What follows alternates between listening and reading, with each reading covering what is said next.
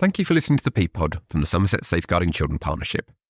Please note, due to the nature of this podcast, themes relating to the abuse and neglect of children are discussed, with the content being designed for an adult audience for educational purposes in order to protect children from harm. Therefore, listener discretion is advised and the content unsuitable for children.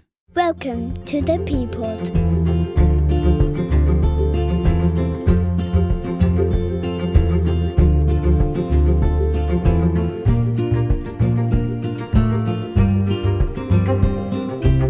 Welcome back to the ThePPod, the partnership podcast from the Somerset Safeguarding Children Partnership.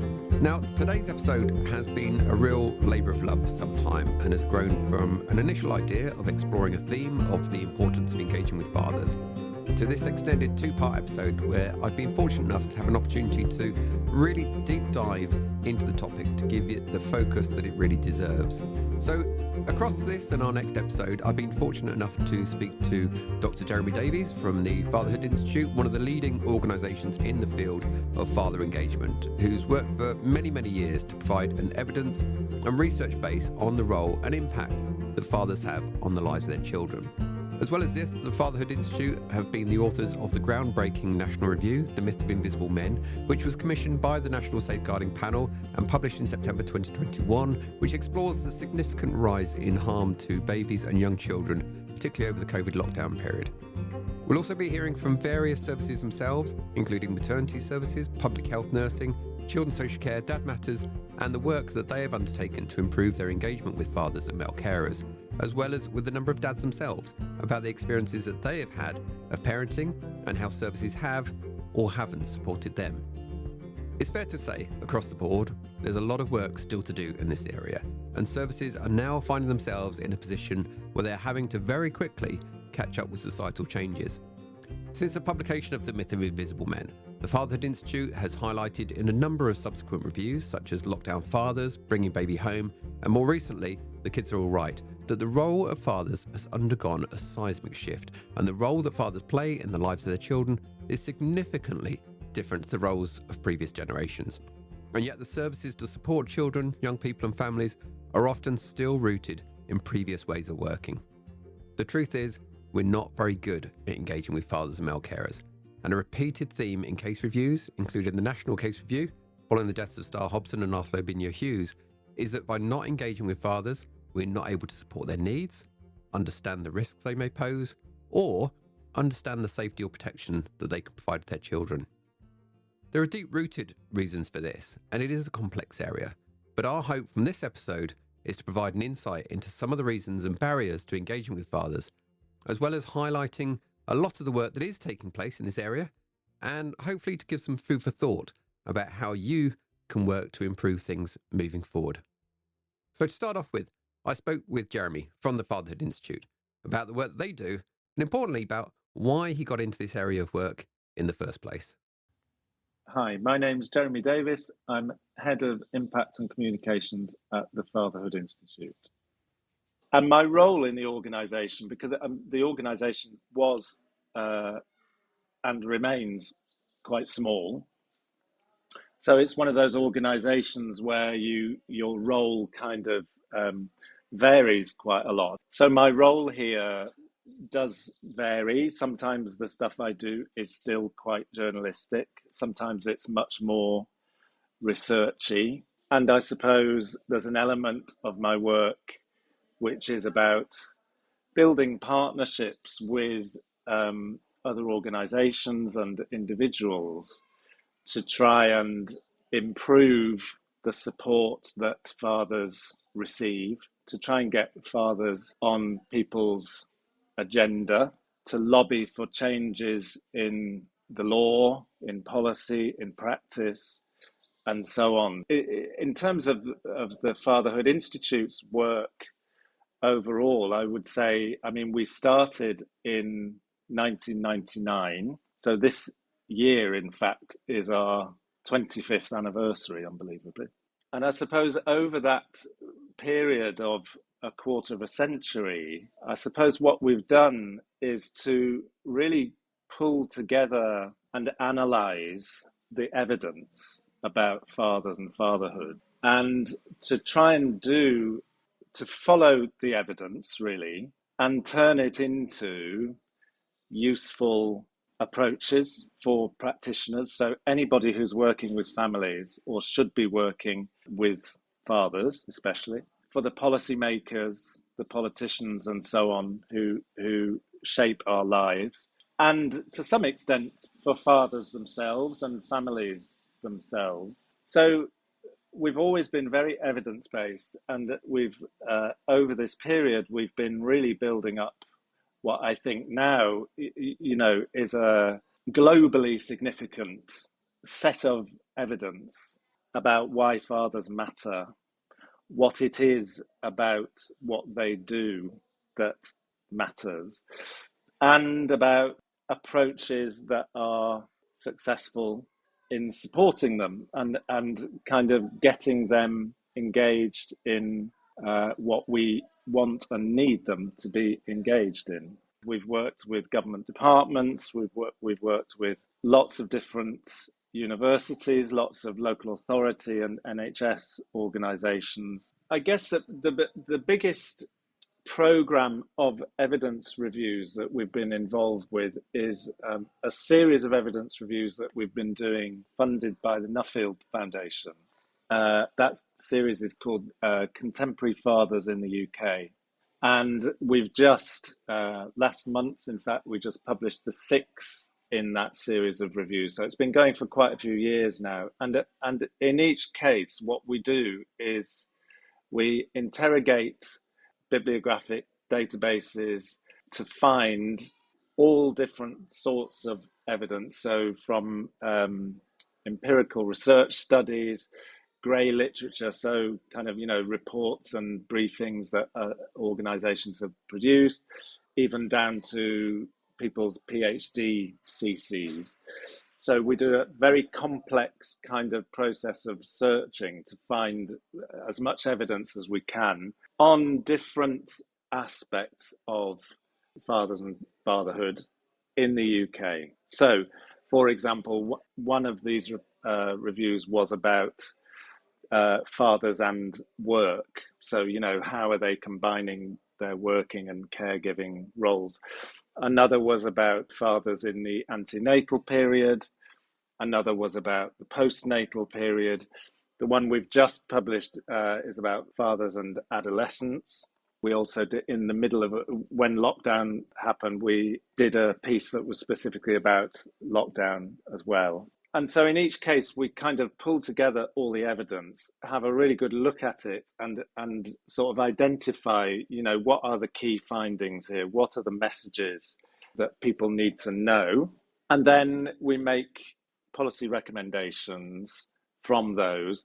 And all of this is about building an ever stronger case, if you like, for fathers to be considered in our thinking. So that's a set of work that has been going on for quite a few years now. So the Child Safeguarding Practice Review Panel evidence reviews we did, which is a couple of years ago now. So they fed into a report which has been very impactful, I would say, called The Myth of Invisible Men. And so our reviews there were all about, it was a very targeted piece of evidence review that looking at what we could find out about non-accidental injury to infants by fathers and other male caregivers. So, talk about niche, that was, as niche as you could get, really. Extremely interesting, quite dark also. And I guess, I think that's an interesting element to what we do, because our work is not about saying, let's be nice to dads, and wouldn't it be lovely if dads got more support just for the sake of being nice to dads. Has always been a very strong element in what we do, which is about looking at fathers and families in the round and understanding that all of us as parents, both mothers and fathers, there is good stuff we bring to our children's lives, and there's bad stuff too. And so that the reviews we did for the Myth of Invisible Men project were obviously very much focused on the dark side, and that's super important, just as important in my view as we should be engaging with fathers because fathers help their children's learning and so on and so on. Yes, of course, there are those positive things, but there are kind of negative, if you like, reasons why we should be engaging with fathers too. I think that one of the most impactful sets of evidence we've been involved in gathering has been this Myth of Invisible Men work, which is about the dark side. And I think that, maybe that says something about where we are collectively at in our thinking about men and fathers, that it's that bit that has captured people's imaginations more than some of the more positive reasons why we should be engaging with men. So, Jeremy, I know one of the things that you talked about quite a lot in a number of your reviews is how the role of fathers has really sort of undergone, I guess, a revolution in the last few years. And what are your thoughts around that? I don't think it's an exaggeration to call it a revolution. And what's fascinating is that it's a revolution that has kind of happened despite the systems that surround us rather than because of them. So, even on a really basic level, if you think about the percentage of fathers now who attend their baby's birth, it's been way over 90% for decades now. My dad didn't come to my birth and quite proudly proclaimed the fact that he didn't go to my birth. And I don't think he was untypical at the time. These days, it's just, it's expected. And that's happened, nobody's made us do that. No, but there's been no government directive to tell us to do it. The maternity services are still very much in reactive mode to that. And what we saw during COVID was how quickly they closed us out. Now, seeing as this is an episode all about dads, I thought it only fitting, really, that I spend some time actually engaging with dads to record this. So I was really pleased to have an opportunity at the Dad's Breakfast Club to meet with a couple of dads who shared their experiences with us. So my name is Matt Coggins. I'm 42 years old and I'm a dad of 3 children, 2 girls and a boy. Eldest is 10, middle one's 8, and my youngest is 2, soon to be 3. All of the births, I have to say, they were all slightly different, but they were all very, very positive. The one that will always stick in my mind will be the COVID one. I mean, that was the hardest, just because of that. Not being able to be with my wife for the lead up to her actually sort of giving birth. By the time I sort of got in there, she was, it was ready to go. She just sat in the port. It was, William was sort of coming out. My name's James.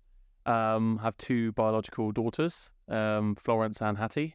Florence is 2, Hattie's 9 weeks old, and then I got my stepdaughter as well. So really a dad to 3. Lauren, the elder one's 18, and we've got a great relationship. She's lived with us now for since I've known Claire, so 5 years, coming up 5 years. And yeah, she's great.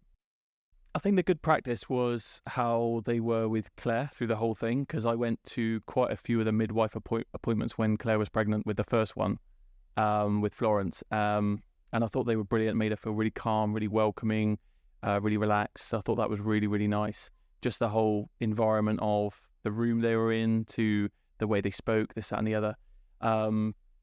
During that, I was just kind of sat in the corner. I was just there really to support Claire. So, because it was my first time, I didn't really know what to expect or even whether to be involved at all. But it was only after about 3 or 4 of those that I thought, oh, hang on a minute, like, I'm just sat here and I'm being looked at as if, but I was never involved in anything. Like, I was, I was acknowledged, like, oh, hi. And Claire would introduce, oh, this is James, my partner James, oh, hi, and that was it. Very, very basic. Dads are, I don't know the word to describe it, but dads are, so it's all about the mum's health, and I get that the mum's, pregnant and hormones are changing and things, that and the other.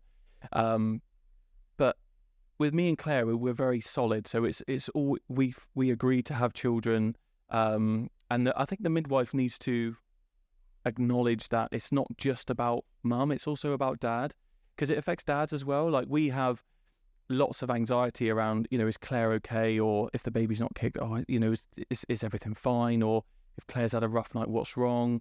Or if she's not feeling very well, oh my God, is the baby okay? And then there's all the added pressure on, an income and, all these other things that probably are forgotten about. So it does affect the dad. I don't know on what level compared to the mum, but it mentally, it does have some effect on the dad. So during the first time we went to midwives and things like that, I didn't really know what to expect, to be honest. But when I look back on it now, I suppose I didn't expect to just be ignored or just acknowledged, and then that was it. There was no, how are you coping, Dad? How is it for you seeing your partner go through this? Is there anything we can do to support you, or just the simple basic things? A lot of the time I would have said no, we're fine, because we were fine, but I just felt very distant from the whole process. It's not that it's not really the professionals pushing us to do it either. It's something that's coming from men themselves, from the women around them, and a sort of collective shift in aspiration, in cultural expectations, and so on. As things stand today in 2024, we're now in, it's still not, that cultural shift has still not been embedded into policy. To some extent, it's there in kind of guidelines in the perinatal system for, like on paper. People talk now about partners, needing to engage with partners. They don't like to use the F word. They don't like to say father. So everything is couched in terms of partners. And interestingly, it's still the case that where fathers or partners are talked about in perinatal systems, they're talked about as a support person to the mother, rather than as a parent who is individually extremely important in their own right. So, do you know what I mean? We still haven't actually got there, I would say, in terms of a very clear national understanding that fathers per se are important enough to warrant support from services, even when they're in the room, I don't know. I can't explain it. I just felt less. I felt like they were more talking to my wife when they were all sort of more talking to me. There wasn't any sort of how are you doing, Dad, or any of those sort of scenarios. That's the bit I found a little bit more difficult, if I'm honest. I feel like it's just those early days. It's that whole, when your first child comes along and you're just completely sideswiped. You just have absolutely no idea what you've let yourself in for. I feel like there could just be so much more about, okay, this is normal, this is okay. You support your wife in this way, or we can support you in this way. I just felt there wasn't enough fatherly sort of targeted questions, or enough sort of time to speak to, Dad. Everything was very focused about my wife. I was quite lucky that in a way that we ended up going down a bottle feeding route, so I could feel like so much more involved with that. And I would have worried if she was breastfeeding. I don't know. I speak to a lot of dads, and it's that whole sort of, you don't feel very shut out. I think a lot of dads say to me they just feel like they can't do anything. You know, the baby's crying because they're hungry, and then it has to go to the mum, and they desperately want to help. And I think I wish I would have been a bit more prepared for that. And I didn't realise that actually what that would potentially feel like. Those reflections you've heard, I don't think are unusual. I don't like to make it overly critical of a particular set of professionals.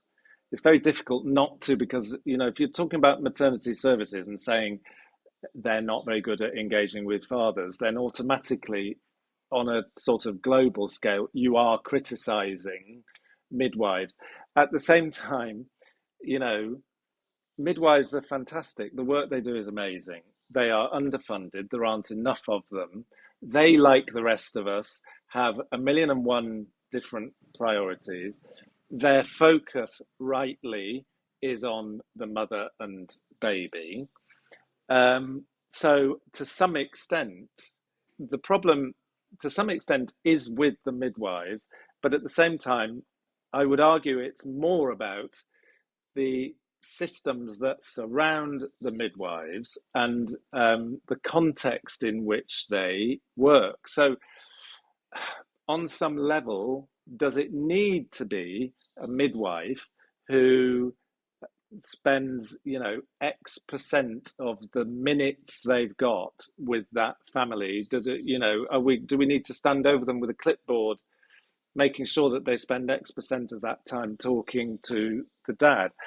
Or is it more about being more creative in our design of that system, so that, I don't know, maybe it's some other type of professional, a kind of support worker or something, who really gets to grips with routinely engaging with all those men, giving them high quality information, passing them up the chain to somebody else if there appears to be a problem or he needs support, or knowing and where necessary setting up support processes for those men so that they too feel involved in the system. There was this one time where Claire went to an appointment, and I think we were about 16, 17 weeks into the first pregnancy with Florence, and Claire rang me up crying, and she said, "Oh, you know, the midwife can't find a heartbeat. We've got to go to Musgrove immediately," and she just left the doctors, and Claire rang me up, and we almost had to find our own way to Musgrove for an emergency appointment. But I just felt the midwife could have probably handled that a little bit better. She could have said something like, you know, "Oh, my instruments have been playing up lately. I'm sure there's nothing wrong, but, you know, probably best just to pop to." But she put the fear so much into Claire, which then I was at work, which put the fear into me. So I dashed home and we got to Musgrove. Unfortunately, everything was fine. But yeah, I mean, me and Claire I remember we were sat in the room in the, it's almost like the relative room, like which waiting to go into the appointment. And, you know, we just held hands and, you know, we said, "Look, no matter what happens, we're going to be okay." And, oh God, we had a fear of fear of everything, just put into everything's going through your brain. And I thought, God, that was really poor. And after that, we asked to change midwives. So I was like, there's no need to do that. So, but from a good point, no, do you know what? Unfortunately, the midwife they moved us on to, I knew quite well. We actually grew up so her children and us, we grew up in the street together. So that was better. And then we had like an old friendship anyway. So that kind of improved after that point. But I just think involve the dad more from the beginning, because it's not just about Claire. It's, you know, I know Claire's going on, or I know any woman's going on that journey, but they've obviously committed to have a child. So I just think it's about two becoming three, essentially, isn't it? So it's not about one becoming two, it's about two becoming three. So yeah, just involve right from the beginning. I just think that's probably the best you can do. And even if it is just general chit chat, or how are you coping, you know, there doesn't necessarily need to be a form to fill in or nothing like that, but just general ask about the man's well-being, and just ask how he is and if he's coping all right. And because, you know, sometimes there are men out there that don't, just persevere into them, you know, having a child. I think there are all sorts of ways one could do that, and it doesn't necessarily need to be literally, midwife A splitting her time between mother and father. So I think there are lots of ways of kind of making things better. And I do also think, if I look back to when my son was born, which, was literally around the time the Institute began, I actually had a really good experience, even then, 25 years ago, with a midwife who I would say, until the point I'm going to describe, I would say my experience of maternity services was probably fairly typical, which was they didn't really seem to notice me. They certainly weren't interested in me. They didn't speak to me. There was no kind of there was no curriculum, if you like, for dealing with me.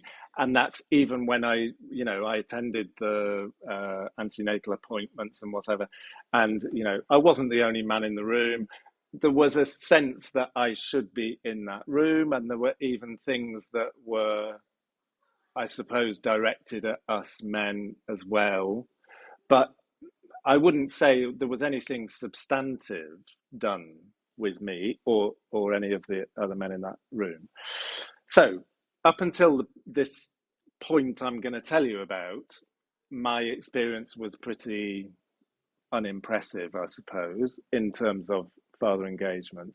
But then there was this moment after he'd been born, and so unusually, and that probably tells you something about what I'm about to say, because he was born in a kind of up in the Lake District in a kind of quite nice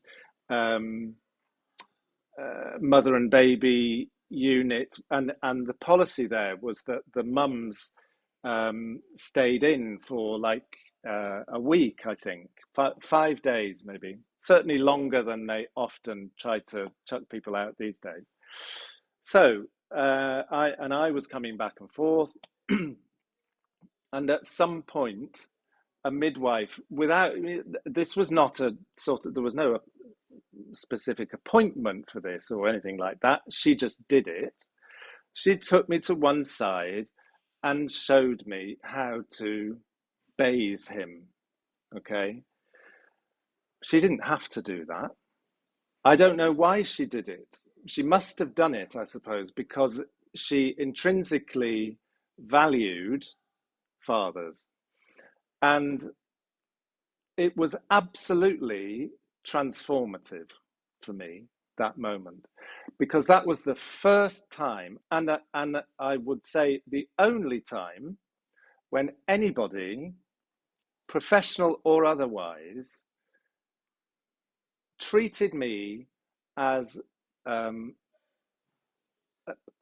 equally valued, hands-on parent to my son. It took her, I swear, 3 minutes. And all she did was just take me to one side and demonstrated what to do, and then watched me and helped me as I repeated what she'd done. There weren't many words spoken. There didn't need to be, because it was just a practical thing. And the value of it was just so huge, partly because, yes, it was about giving me some practical skills, but it was also, it was so validating for me as a father that I credit that midwife. I don't even know, I never did know her name. I haven't been able to thank her, but I credit her with setting me off on a positive route as a hands-on dad, that has kept me going. Well, as I say, my son is 24, and we have a fantastic relationship, I think, and all of which is down to my hands-on involvement, and I trace that back to that moment. So I suppose I really feel like the problem is, on some level, the problem is with systems, because we need systems to allow midwives or whoever they are to give that quality of input to fathers. But at the same time, on some level, I know, because I've seen it and experienced it myself, that individuals themselves can actually do that on their own, even if the system around them doesn't make them do it. So it's not a black and white, I don't think. I think we need systems change, but we do also need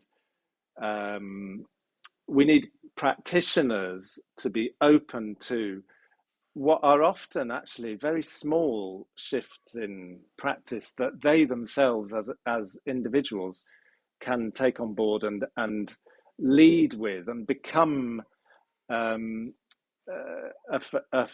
fatherhood advocate. Yeah, I still feel now, we haven't had even the latest rounds we've had with the checks and stuff. It's just, yeah, I don't know. There's just still not enough male or, father or paternity sort of just targeted sort of questions or things like that for me. It just the things that, that you would expect, and that your wife might be feeling like this, and that you can do that, and you might feel a little bit useless at times, or you might feel like, but you actually are doing a really good job, and you can support in this way and you can support in that way, and just sort of maybe making you just feel a bit more normal how you were sort of feeling, and just again coming to a dad's group.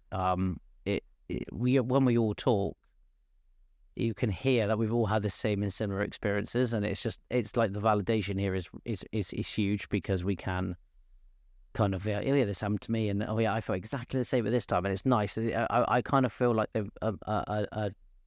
getting together other dads or speaking to other dads early on down the road would have been really good, because I know obviously women have their sort of the breastfeeding groups and things like that, and something similar that the men could go to with their children and stuff, I think would be really, really helpful. It's just getting in a room with other men and having that same conversations is actually sometimes just enough. Both times we were in labour with the two girls, the midwives on the ward were fantastic. Both times. And that's a credit to Musgrove, and a credit to those, especially the second time, because the two girls that we had second time were like a lot younger. And they were just absolutely fantastic. Like, couldn't make you feel any more special the whole moment. They involved me. They were brilliant both times as well. Like cutting the cord, doing the skin to skin. That was brilliant for any dad. That's fantastic. But I suppose it was just the before bit and the after bit could probably just need some work. And again, like I said, it doesn't need to be a form or anything like that. It just needs to be just include them.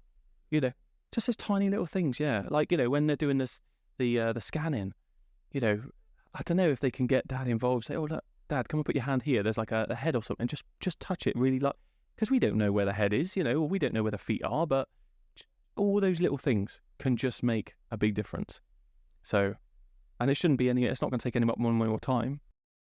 Fathers themselves, especially if we're talking about maternity services, fathers themselves are in that space thinking of themselves as only a support person, right? So they're not there thinking, well, then why are they not talking to fathers? And fathers are really important. And, that's not what's going through men's heads. They're often quite fearful for their wives or partners. They're a bit scared about the whole thing, probably. There might be particular bits of information that they feel like they're lacking, and if they felt like there was space to ask it, they would, but they could probably find that from Google anyway, and whatever. So they're not in that space being demanding. When you really push them about their experience, the things that they repeatedly talk about are about the humanity or lack of humanity in the engagement. So it's they didn't really it didn't seem like she cared. She wasn't interested.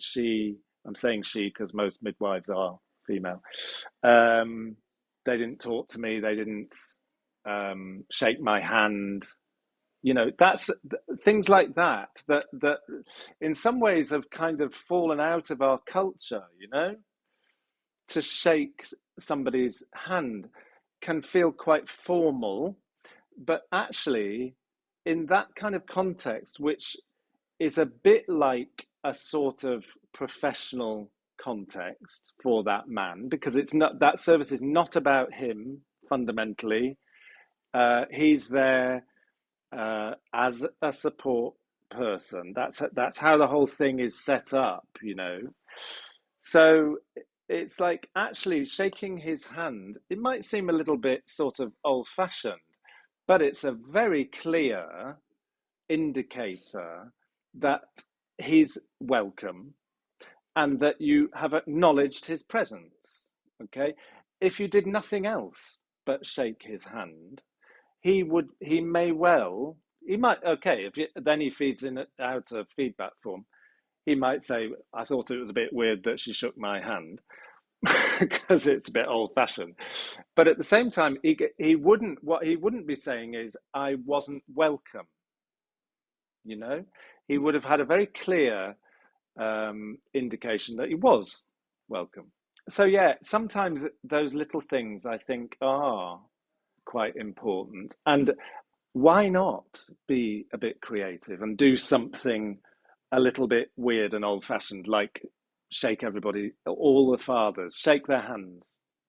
Yeah, okay, some of them might not like it, but at least you're making a positive attempt to be clear that he should be in the room.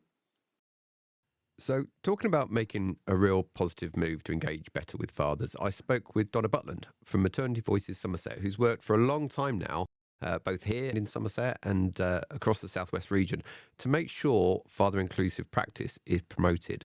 Now, I mentioned the Dad's Breakfast Club earlier, which is where I got to speak with Matt and James, and Donna was instrumental in setting this up many years ago. And over this time, it's seen countless dads and their children come together once a month to share their experiences and provide support for one another and have a shared space to play and interact with their children, all whilst enjoying a lovely bacon butty. Since it was first set up, we've seen many other dads groups spring up across the county, many of these taking part in libraries across the area, demonstrating the changes in fathering that we've been talking about so far. Before we move on, though, unfortunately, at this point in time, into 2025, the Dad's Breakfast Club is on hold due to the venue no longer being available. However, I know that the dads involved, myself included, are looking to find a new space to continue the group. So watch this space. So getting back to Donna, I spoke with her initially about her role. I am the manager of the Somerset Maternity and Neonatal Voices Partnership. My role is to bring a service user voice into the design and implementation of maternity and neonatal services locally. So I have people who support us to gather feedback in the community, especially targeting people who perhaps haven't had a voice before. And then I sit within the leadership team and the local board to bring that feedback into the design and development to make sure it fits the needs of our community. We started just over 4.5 years ago, and when we first went out to do some engagement, one of the things that we were hearing really loud and clear was that dads and partners didn't feel like they were included in that journey, that they sometimes felt like they were left outside of the antenatal period, not really asked about themselves in the postnatal period, and also that there wasn't much out there for dads to go to. So Donna, you really led the work in developing the Dad's Breakfast Club. What kind of led you to setting up in the first place? So there was lots of groups that were very dominated by mums that obviously would always welcome dads, but the dads didn't always feel comfortable going. So to be able to gather feedback from dads and to support them to have somewhere to go, we started the Dad's Breakfast Club.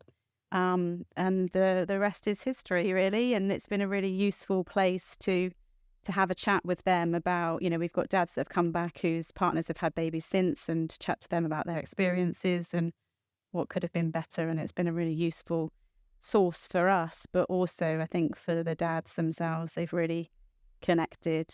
They've got a good male peer-to-peer support happening within the group, and regular dads coming back and building relationships and supporting each other, which is great. So in the beginning, we did a lot of research, put a lot of thought into it about what would work for dads with their families and for work, and thought that once a month was probably a good time to commit to coming, that if it was early in the morning, they could just get the children out, bring them, they could be fed, they didn't need to get dressed and come in their PJs, and that the partner got to have a bit of a lie-in while the dads took the children out. Originally it used to be run as a cafe, and now we've recently been able to provide funding to be able to do the breakfast free for each dad and child that attends. The feedback that we get, as with everything, can really vary, and we've got some amazing midwives and health visitors that just get it, and they know how to engage and have a very natural conversation and bring everybody in from the family unit. And then other times we get feedback where partners just didn't feel that they were included in the room. They didn't feel part of the journey.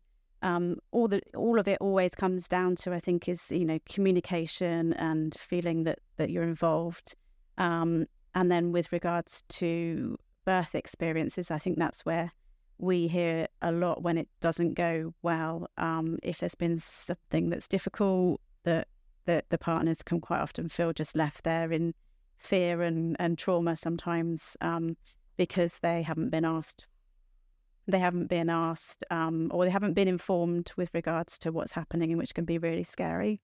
But similarly, in those experiences, some midwives and doctors will really take the time to talk through with the partner, and that makes a huge difference to how they come out of their care and how they have that kind of best start in life with their family. They haven't been left with anything that's given them any cause for trauma or emotional difficulties. And on that point, we're going to leave it for today's episode. But join us again shortly for part 2, where we talk about the importance of language in relation to fathers, experiences with health visiting services and the work they're undertaking in Somerset to improve their father engagement, and the drive that Children's Social Care are doing to improve their working with dads. To make sure you never miss an episode, make sure you like or subscribe to the ThePPod on your chosen platform, and make sure notifications are turned on so you never miss an episode. My thanks to all of my guests from today's episode, including the wonderful dads who have shared their experiences with us. We'll be hearing more from them and Jeremy from the Fatherhood Institute in part 2, as well as many more guests still to come. My name is Steve Maccabee, and I'm the multi-agency training manager for the Somerset Safeguarding Children Partnership and dad of 2 wonderful girls. And I look forward to seeing you next time at the ThePPod. Let's work together to help keep children safe.